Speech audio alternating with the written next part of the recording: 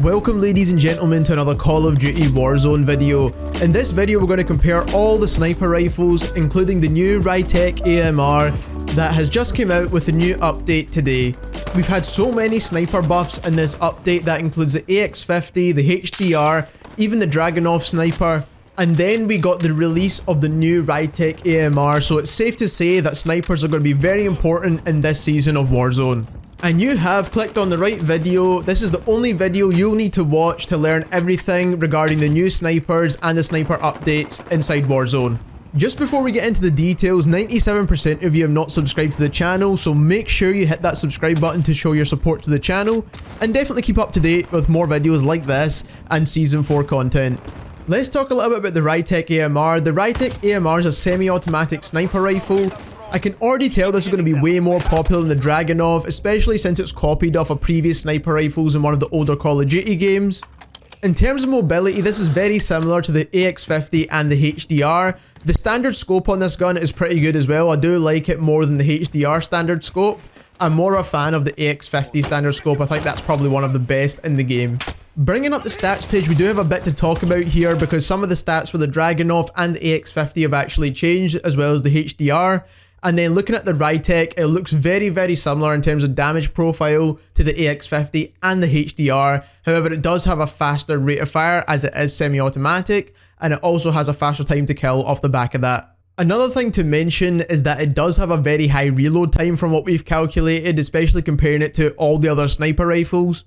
And that is something you'll definitely need to take into consideration. Now, these stats are only going to consider the RYTEC AMR with its standard ammo conversion. There is an explosive and thermite version which we're not going to discuss in this video, but we're definitely focusing on the sniper rifle aspect of this gun. Next, we can see some of the changes that have been made with the Dragunov Sniper. The rate of fire has changed to 209 rounds per minute instead of the previous 174. Of course, the time to kill has now changed as well, so that's now 287 milliseconds, which is definitely much better than what it was previously at 345 milliseconds.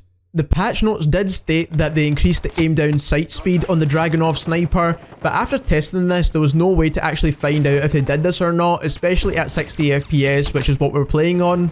So we can just assume that there's no noticeable change here. Another thing to keep note of is that these time to kill values are with enemies with no armor, so that's 100 health points.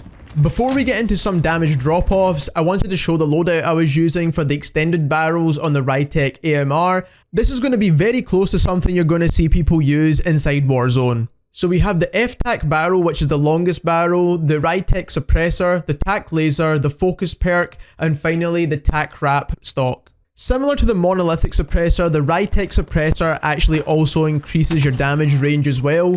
So that's definitely very useful, especially if you're playing Warzone or any longer range maps. And most of the other attachments are used to help with that ADS time.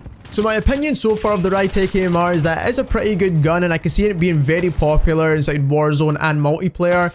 I don't think it's going to dethrone the HDR or the AX50, but let's look at some damage drop-offs now to get a better understanding of how the guns perform. Bringing up the stats page once again, we can take a look at which sniper rifle is actually the best at long range. First, we'll talk about the base AX50. Now, the AX50's had a boost in damage range, so previously it was 75 meters for the base weapon, and now it's 100 meters. And then if you add on its longest barrel along with the mono suppressor, it goes up to 140 meters from what was previously 105 meters. So what this means is that up to 140 meters, it only takes one chest shot to kill an enemy if they only have 100 health points.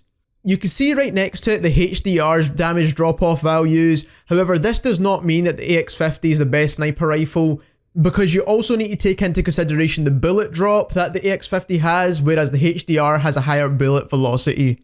In terms of drop-off values, nothing has changed with the Dragunov, so let's look at the RYTEC. So the base RYTEC has a damage range of 75 meters, which means this is a one shot to the chest at up to 75 meters. Using the RYTEC setup I showed you earlier on in this video, we managed to get the damage drop-off to 130 meters for a one-hit chest shot. We were only able to test up to 130 meters. This could have actually went a bit further, but we're not 100% sure.